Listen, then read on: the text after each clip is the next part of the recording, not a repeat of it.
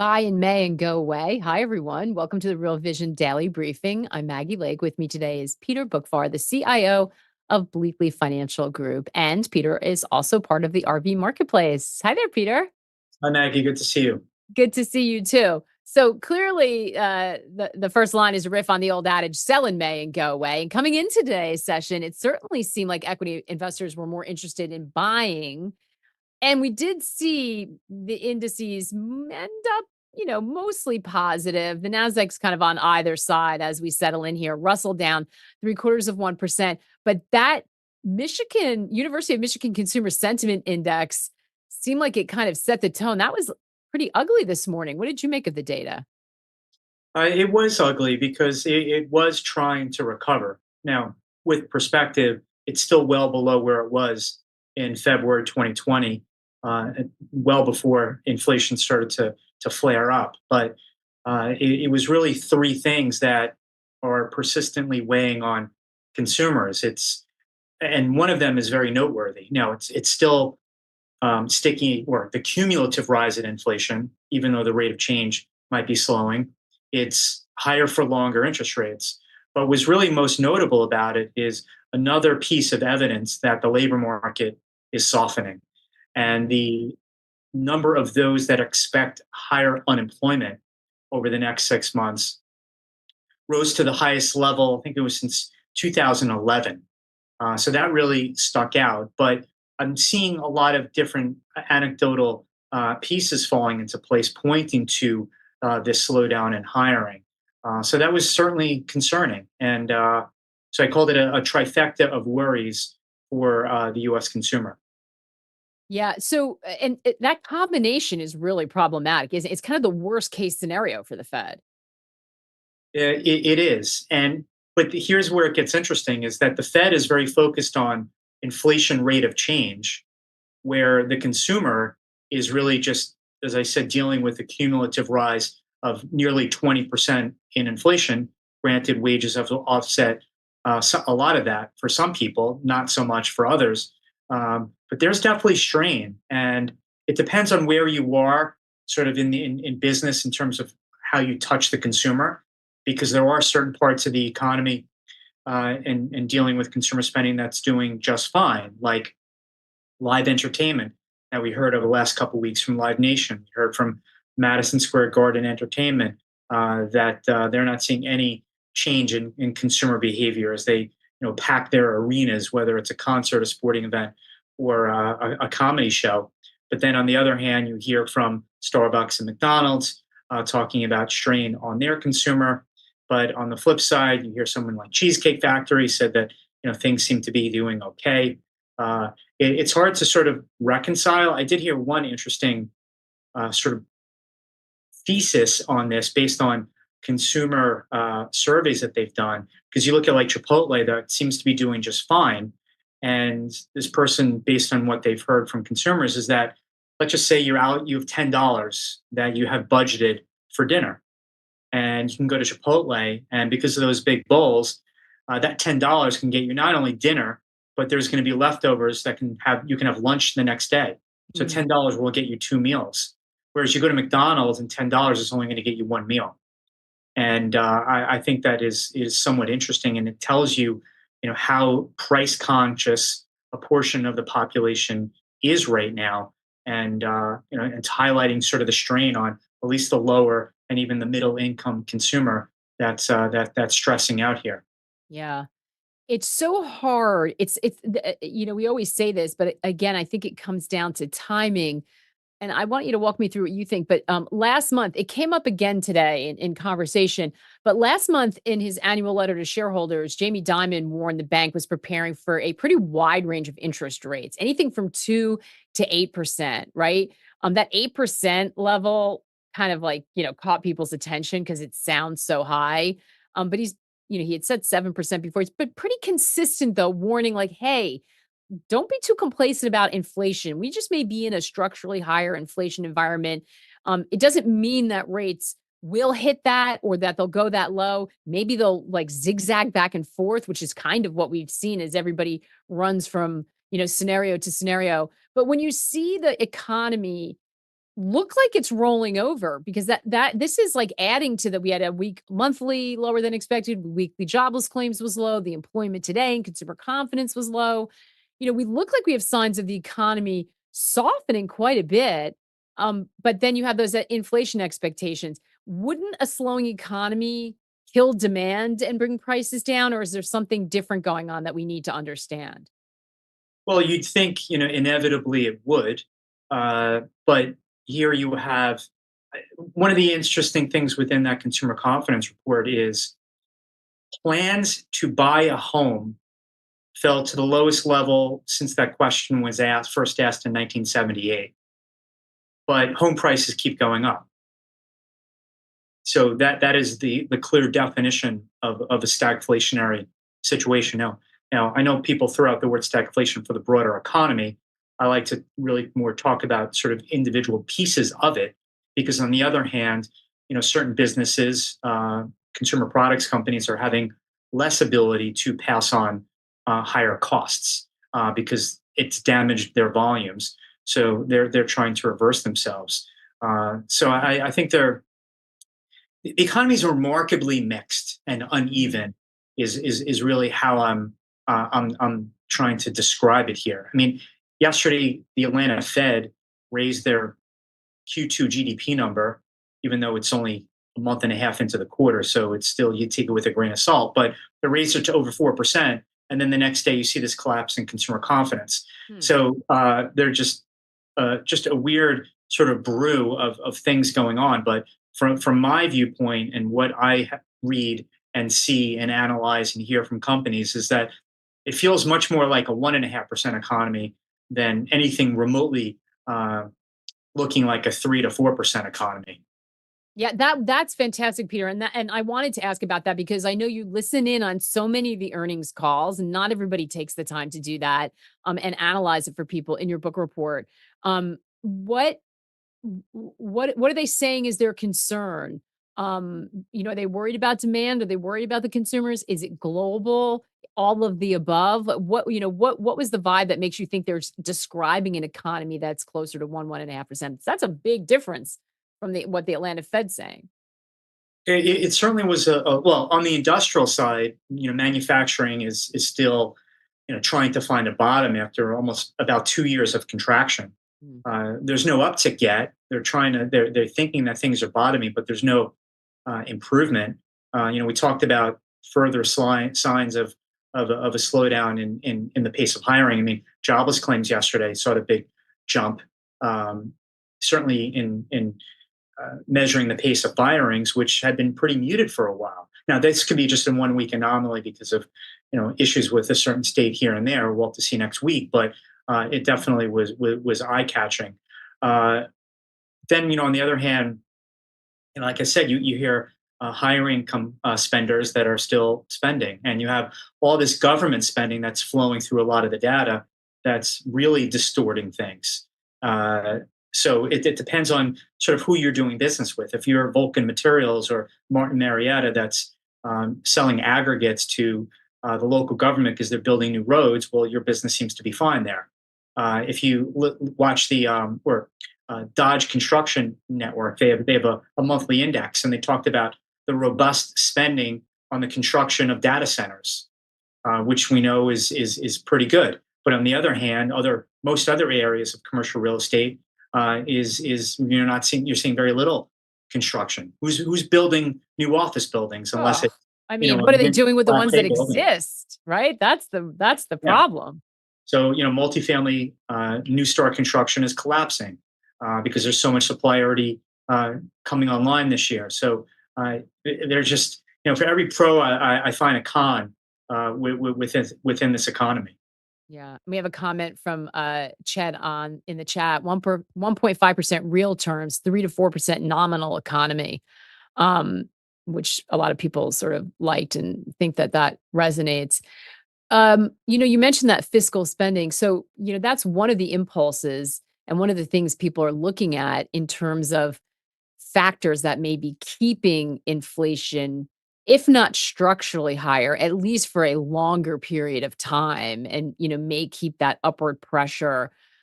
despite what the economy does, because so much of that is still filtering through the pipes, right? You don't, I mean, no pun intended, but you don't know exactly when that's going to hit those projects, hit the profit line of the kind of local economies that it has to snake through the system. The other thing that people have been talking about is trade. And there was a headline out over the last 24 hours about the Biden administration hitting China with some targeted tariffs. They're not the wide sweeping ones that candidate Trump is talking about, but they are still pretty significant if it goes through.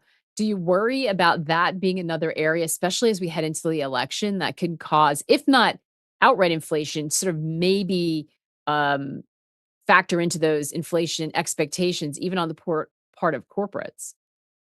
So nothing good comes of tariff battles, in my opinion, right now. And the irony with the administration is, they want clean energy and they want to lower inflation, but by doing this, we're going to have higher prices and more inflation. And just as they want to go green, they don't really want to go green. They only want to go U.S. green, which I understand. Politics, and they want to defend the U.S. auto worker for sure.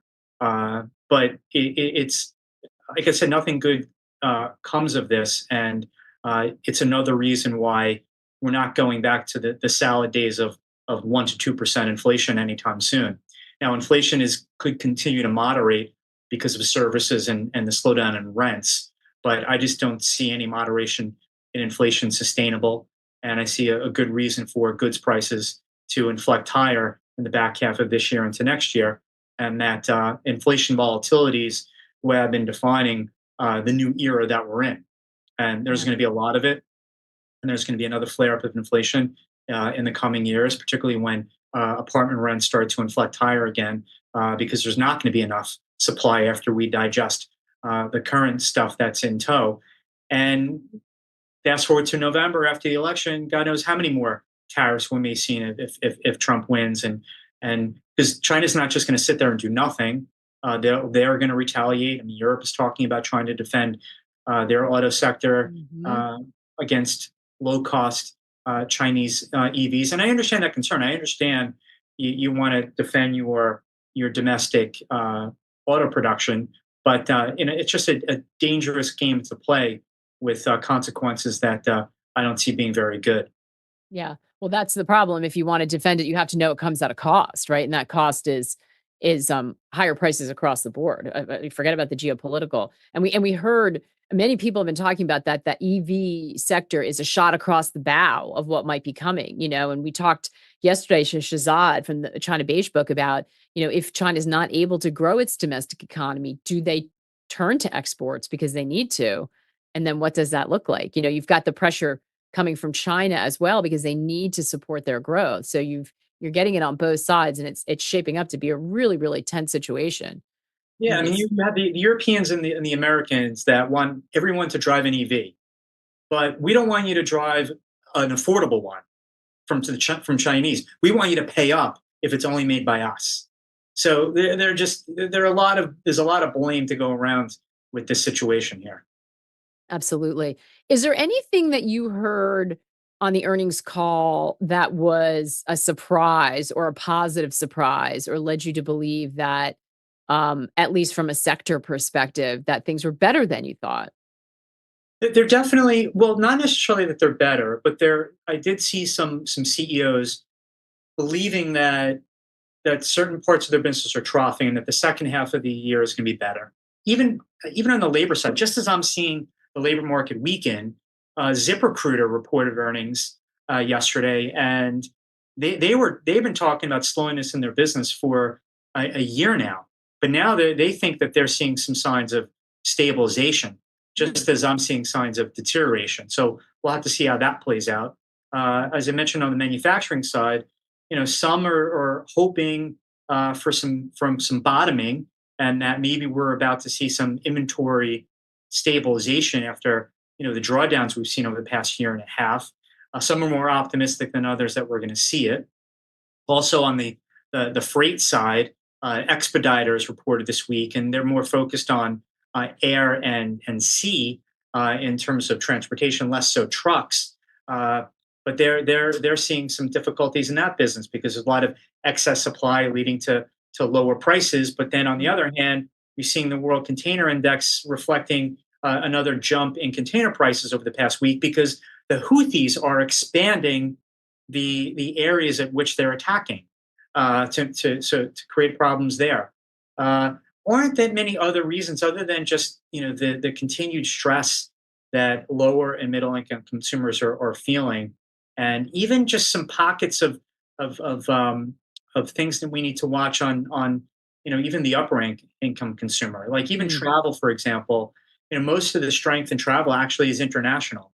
It's from Europe, it's from Asia, and while U.S. travel is actually slowing down. Now that could just be a rate of change thing because things were so robust last year, and just the comparisons are more difficult. But one of the things in the confidence number today was the decline in confidence across all age and income groups was Mm. cited by University of Michigan. Yeah. I mean, we've anecdotal, I think anyone who's been trying to plan a vacation knows we've even had guests who come on who have to travel all over the country say, like, the sticker shock from the hotels and the airfares is real every time. Like, they never get used to it. And that's a lot. Like, that's saying a lot for people who are traveling frequently. So I think everybody probably has their own story of sort of looking at some of those prices and thinking, do I, should I? But that's worrying if it's so broad based. So Peter, it sounds like on the whole, there's not a lot of sort of enthusiasm. There's worry, there's outright weakness some places, there's hopes of bottoming in other places, but we've got stocks that are near record highs. Does that match up? Does that seem to make sense? Well, it does in a way because the market just thinks that the Fed's going to cut rates and everything's going to be fine. The Fed's going to save us again, and I think that's the mentality. So yeah, give me a bad initial jobs claim number, fine. Then the Fed will cut rates. Uh, give me a continued recession in manufacturing, fine. The Fed will cut rates. Give me a weak consumer spending data point, and it'll be fine. The Fed will cut rates. That's the mentality. Yeah. That, But that is, does I mean, that markets have been brainwashed to think that the Fed is going to solve all of our problems all the time. Yeah. And I know, we talk a lot about liquidity and what that might do in terms of liquidity, but talk to me about from an earnings point of view. I mean, even if rates start to go down, um, does that offset any kind of drop in demand and hit to earnings from the real economy? No, a cut in the Fed funds rate to 4.5 from 5.5 is going to do absolutely nothing. Maybe it'll take some of the sort of the edge off if you're in commercial real estate. But what happens if the bond market is not happy with the Fed backing off from that inflation fight, and the 10-year yield goes to 5.5 while the Fed funds rate goes to 4.5%? Mhm. Who's better off? Certainly not the person who wants to buy a house or someone in commercial real estate that has debt priced to the longer end of the curve. So there are no free lunches here, but the markets just assume that there is. Does it seem possible that the bond market, I mean, we've been talking a lot about that risk, especially if you have these structural forces and you start getting bad prints and continued bad prints on inflation, the market just parting ways with the Fed and saying, well, you may be looking to ease for other reasons. And you may be concerned about things, but we're not going to go along with it. That sort of return of the bond vigilante. Does that seem feasible or plausible? That might happen? Yeah, I do think it's very possible. As I said, that the long end rates may go up if the Fed cuts short term rates. Now we'll have to see why the Fed is cutting short term rates. I think Powell basically said it last week in the press conference that the reason why they will do it sooner rather than later is that the unemployment rate starts to rise rather than waiting for inflation to further decelerate. So that is definitely a possibility. Uh, because what happens if they start cutting rates and the dollar starts to roll over and oil prices then rally in response to that, and other commodity prices? I mean, commodity prices have already lifted. They're just off their highest level since August 2022. So uh, there is no easy, simple sort of bond market response to, okay, the Fed's going to cut short rates and rates are going to fall across the curve. I don't necessarily think it's going to be so easy, but the market seems to think that that's going to happen, and certainly every real estate person has their fingers crossed that it will. Yeah, absolutely. Hard to know what looks attractive here, it sounds like.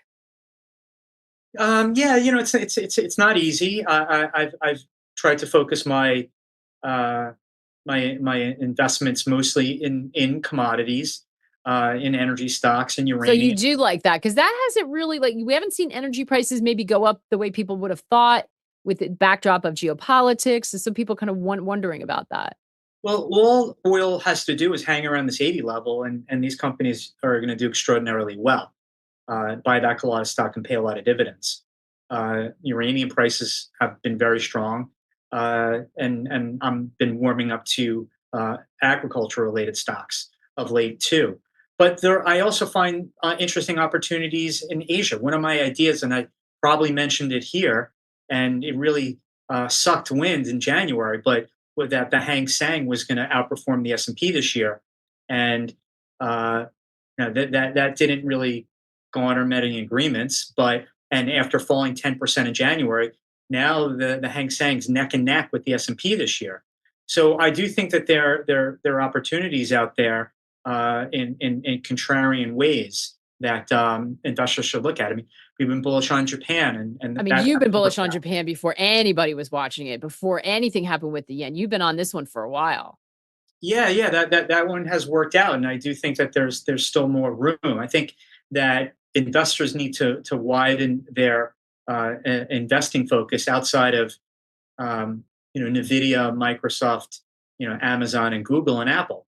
There are more opportunities. I think those big stocks have the potential of just being in long term trading ranges for a while as they spend gargantuan amounts of money with an uncertain payoff related to AI.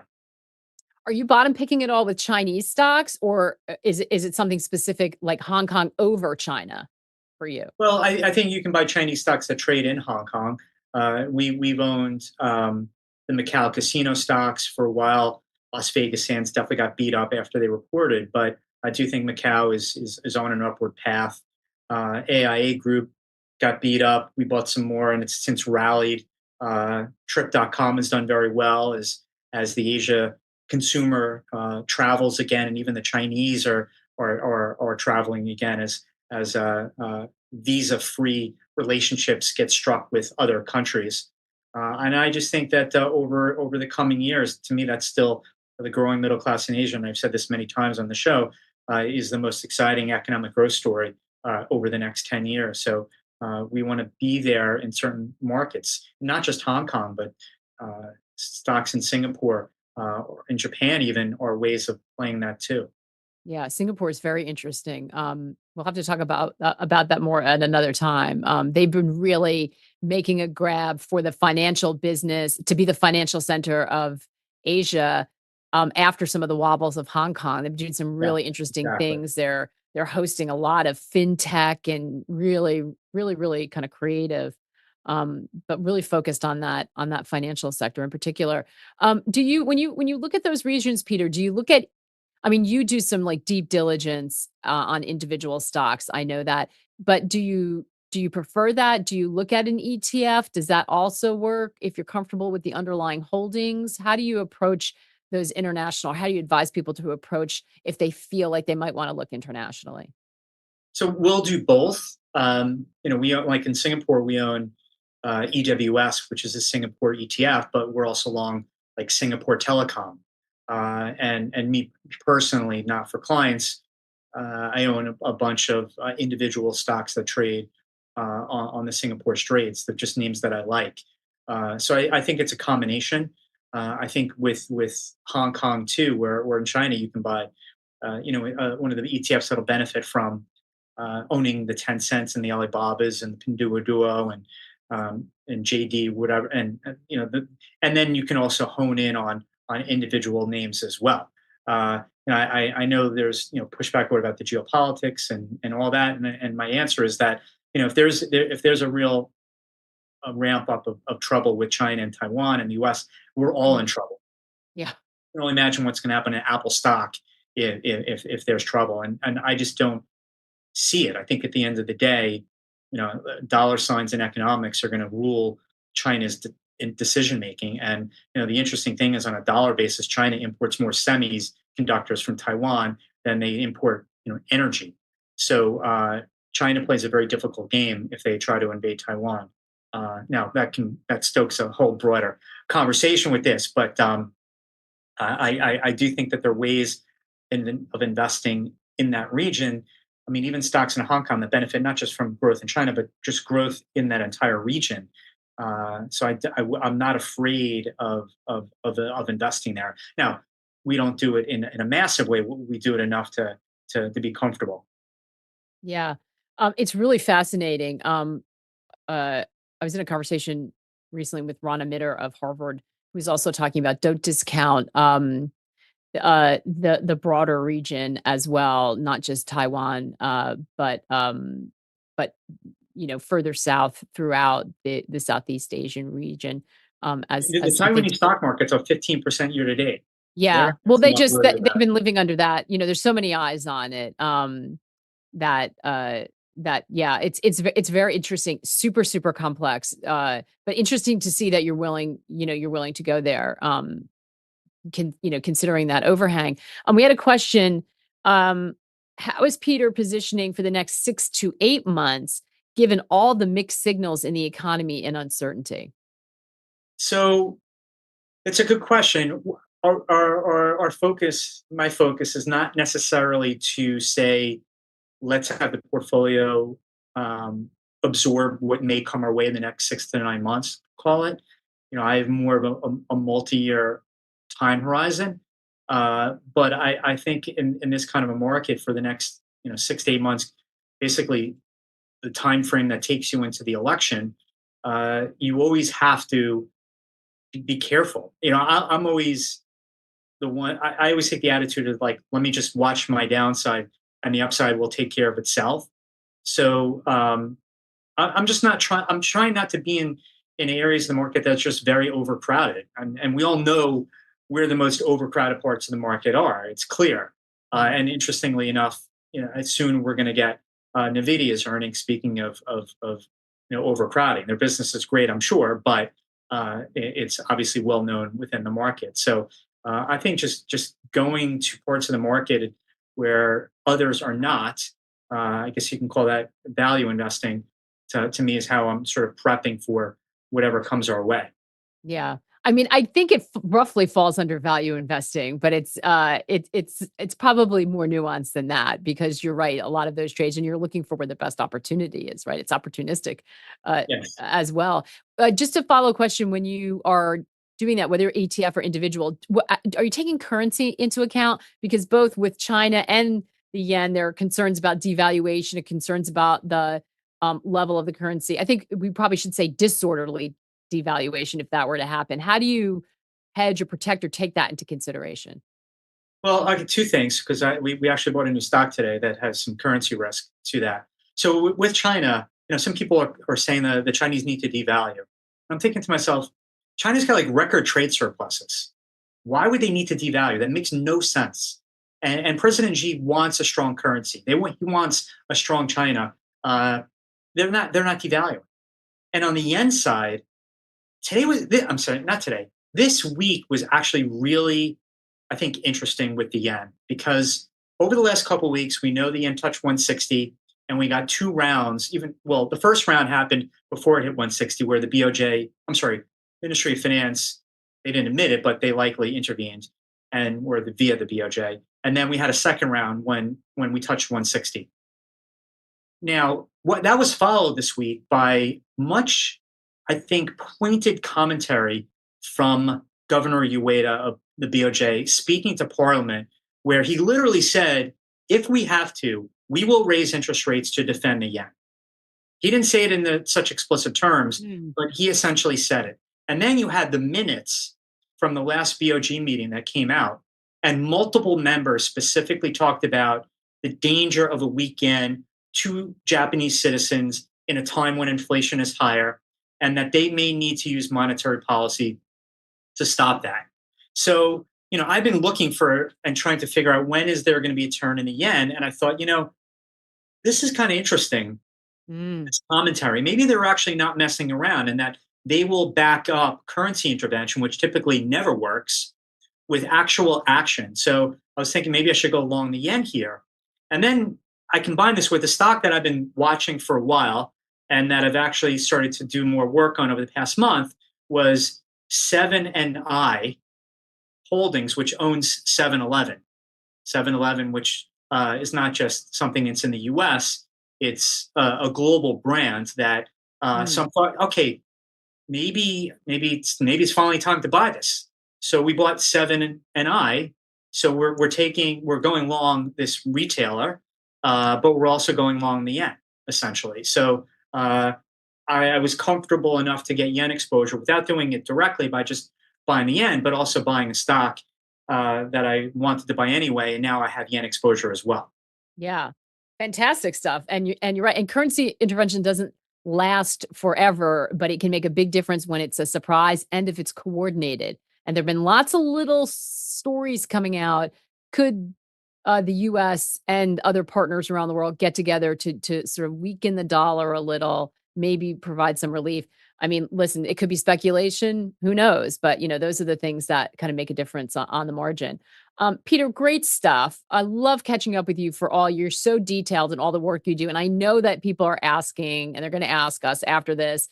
You can find Peter's great work on the marketplace if you want to subscribe to his Boock Report, play on his last name, which we love. You can go there. And if you're an RV member, you get a discount. It's fantastic stuff. Nobody gets in the weeds like Peter. And I mean that in the best way, Peter.